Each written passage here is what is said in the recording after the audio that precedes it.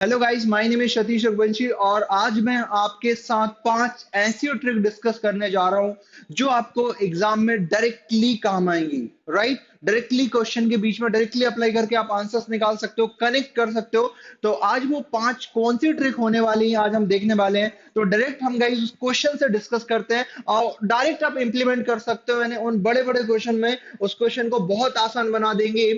जैसे first question है हमारे पास कि if the rate is 20%, right, rate is 20% and the principal is 5,000, formulate the CI मतलब compound interest for 1 year if it is compounded half yearly।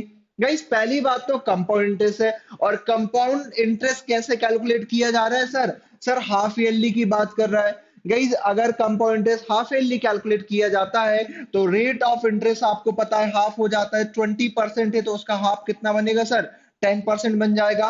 Right, time double हो जाता है, यहाँ पर टाइम गिवन है 1 ईयर, तो सर 1 ईयर तो हम मल्टीप्लाई कर देंगे, 2.5 ईयर्स हो जाएंगे, तो टाइम डबल हो जाएगा।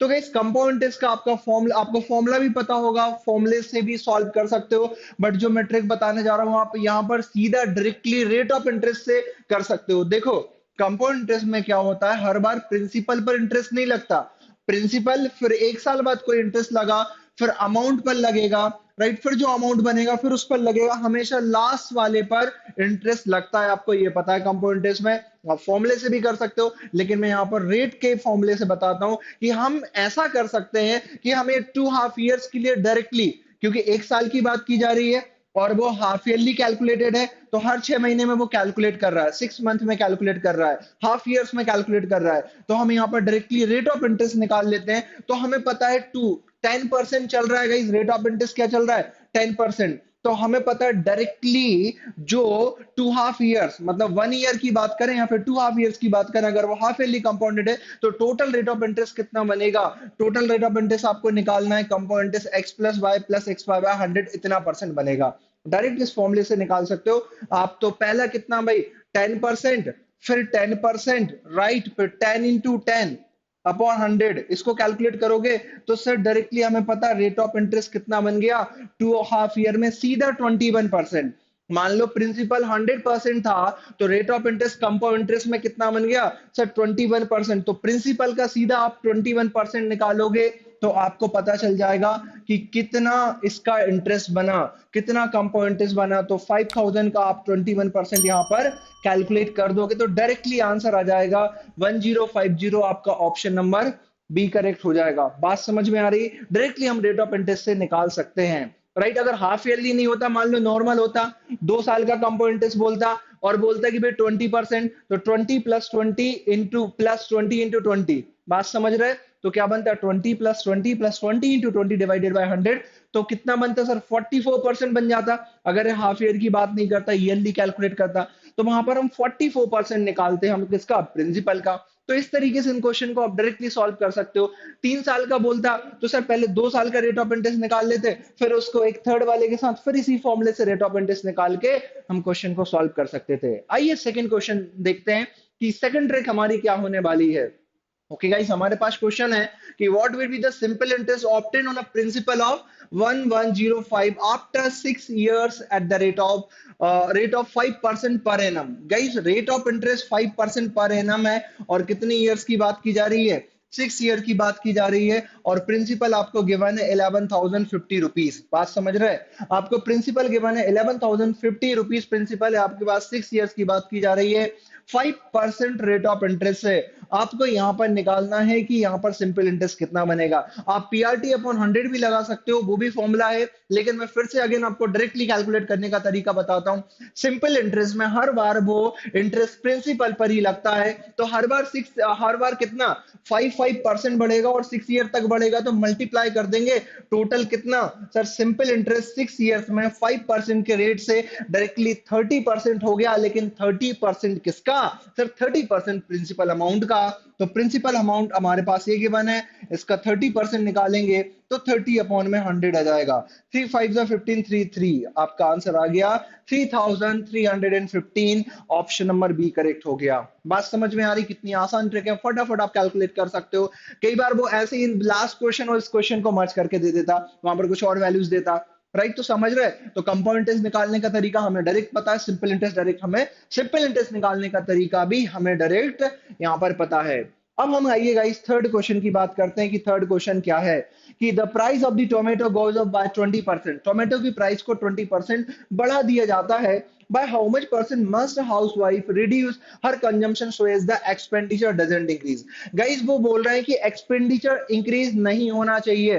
टोमेटो की प्राइस तो बढ़ गई है 20% से, बात समझना। टोमेटो की प्राइस कितनी बढ़ाई जा रही है, 20% से है। तो हाउ मच परसेंट, भाई उसकी वाइफ है, बहुत कंजूस है, वो सोच रही है कि हमारा क्या, how much percent must housewife reduce her consumption, मतलब जितना वो यूज कर रहे थे पहले टमाटो, जितने भी केजी यूज कर रहे थे वो टमाटर, अब कितने कम करें कि पहले जितने रुपए के खरीद रहे थे आज भी उतने के रुपए के खरीदे। तो परसेंटेज में बात की जा रही, कहने का मतलब है यहाँ पर एक्सपेंडिचर कांस्टेंट है। आपको पता है प्राइस इनटू कंजम्पशन क्या होता है सर, एक्सपेंडिचर। अब हमें पता है एक्सपेंडिचर यहाँ पर क्या है, इस कांस्टेंट है, बिल्कुल सही बात, एक्सपेंडिचर कांस्टेंट है।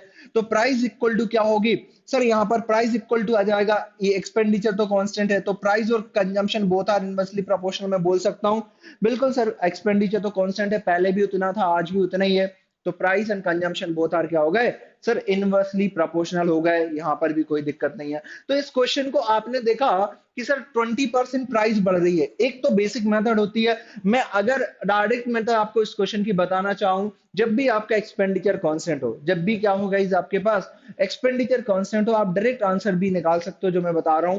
तो भाई 20% से प्राइस बढ़ गई है, तो 20% का आप फ्रैक्शन बनाओगे तो सर कितना बनेगा सर, 1/5। बढ़ गई है तो यहाँ पर प्लस लगाओगे, घट गई है तो माइनस लगाओगे, इंक्रीज हो रही देन इट इज प्लस, और डिक्रीज हो रही तो इट विल बी माइनस, और ऊपर वाले को एज इट इज लिख दोगे तो सर ये बन गया 1/6। तो ये क्या दे देगा आपको सर, डायरेक्ट आपको दे देगा कंजम्पशन, कि सर यहाँ पर कंजम्पशन कितना रिड्यूस किया जाए, बात समझ रहे हैं, 1/6। लेकिन हमें इसे परसेंट में कन्वर्ट करना है, तो परसेंट में कन्वर्ट करेंगे तो 100% से मल्टीप्लाई कर देंगे।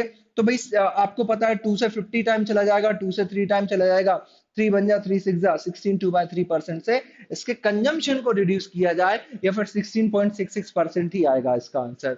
बात समझ आ रही है, ये भी एक डायरेक्ट ट्रिक है, ये भी एक डायरेक्ट ट्रिक है। तो प्राइस दी है, आपने नीचे प्लस लिखा, ऊपर वाला पार्ट एज इट इज लिख दिया, इंक्रीज हो रही प्राइस तो प्लस, डिक्रीज हो रही तो माइनस, एज इट इज लिख दिया, आपका आंसर आ गया। प्राइस के बदले क्या बन गया यहाँ पर सर, कंजम्पशन बन गया, क्योंकि both are inversely proportional, right. तो एक ये डायरेक्ट ट्रिक है निकालने की क्वेश्चंस में। जिपमेट और इनमें तो डायरेक्टली इसी पर बेस्ड क्वेश्चन आ जाते हैं। अब आईपीमेट इंदौर में ये यूज होगा, तो डायरेक्ट आपने यहाँ पर निकाल लिया कि सर यहाँ पर कंजम्पशन को इतना परसेंट रिड्यूस करें, फिर आप कंपेरिजन भी कर सकते हैं वहां पर। बात समझ में आ रही है, ओके सर, ये क्वेश्चन हमें समझ में आ गया। नेक्स्ट की बात करते हैं, आइए हमारे पास फोर्थ क्वेश्चन है रिलेटेड टू एवरेज, राइट।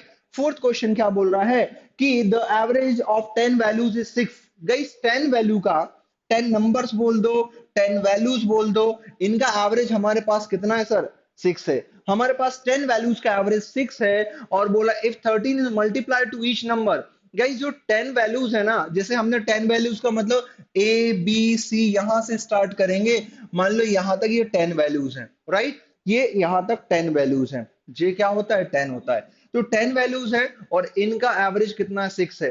अब वो बोल रहा है if 13 is multiplied to each number then what will be, अगर हर एक नंबर को किससे मल्टीप्लाई कर देंगे, हर एक नंबर को हम 13 से मल्टीप्लाई कर दें, तो हमें पूरे में मल्टीप्लाई करने की जरूरत नहीं है, डायरेक्ट हम एवरेज को 13 से मल्टीप्लाई कर देंगे, हमारा डायरेक्ट आंसर आ जाएगा। मल्टीप्लाई होगा, डिवाइड होगा, ऐड होगा, सबट्रैक्ट होगा, अगर ईच नंबर में होगा तो एवरेज में भी हम वही ऑपरेशन अप्लाई करेंगे। मल्टीप्लाई है तो एवरेज को मल्टीप्लाई कर देते हैं, तो कितना बनेगा गाइस सर, 78 बनेगा। तो हमारा ऑप्शन नंबर ए करेक्ट हो जाएगा। यहाँ पर क्लियर हो रही बात गाइस, हम सीधे कंसेप्ट की बात करेंगे, क्या कॉन्सेप्ट है, क्या शॉर्ट ट्रिक है, ये सब कुछ आपको आना चाहिए। आइए नेक्स्ट क्वेश्चन देख लेते हैं हम कि डिवाइड 581 अमंग एबीसी, मतलब 581 रुपीस को आपको डिवाइड करना एबीसी में, सो दैट। अब देखो इसको आप अलग अलग मेथड से कर सकते हो, बट मैं डायरेक्ट तरीका बता रहा हूं। अगर आपको ए रेशो बी रेशो सी निकालना है, भाई आपको किसका ए बी और सी में डिवाइड करना है, बिल्कुल सही बात है।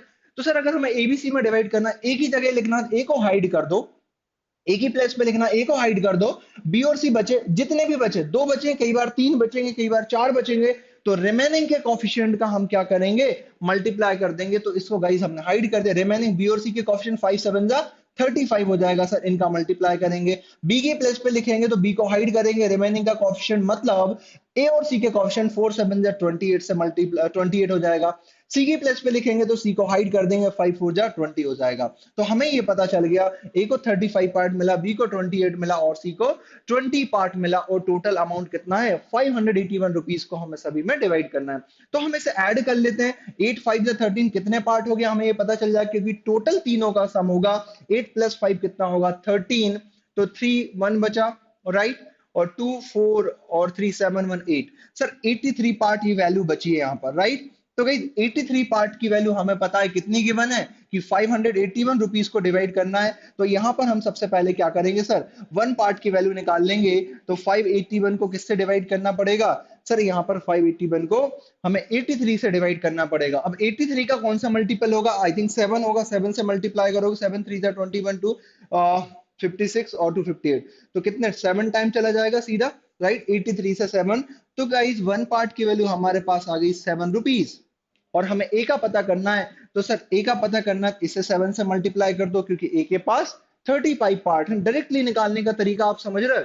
तो 5 7 या 35 कितना बचेगा, 3 बचेगा, 21 3 24 245 हो जाएगा। इसमें भी 7 का मल्टीप्लाई करेंगे, बी का निकालना है, 56 5 बचेगा, 14 5 कितना होगा सर 19 196 हो जाएगा, राइट। और यहाँ पर भी 7 का मल्टीप्लाई करेंगे तो 7 2 14, तो यहाँ पर 245 196 और 140, ये हमारा आंसर आ गया, राइट। विद इन सेकंड्स आप क्वेश्चन को सॉल्व कर सकते हो अगर आपको ये ट्रिक आती है। और गाइस हमारे साथ बने रही है, और भी बहुत सारे ऐसे वीडियोस लाऊंगा मैं, और भी बहुत सारी ट्रिक्स लाऊंगा।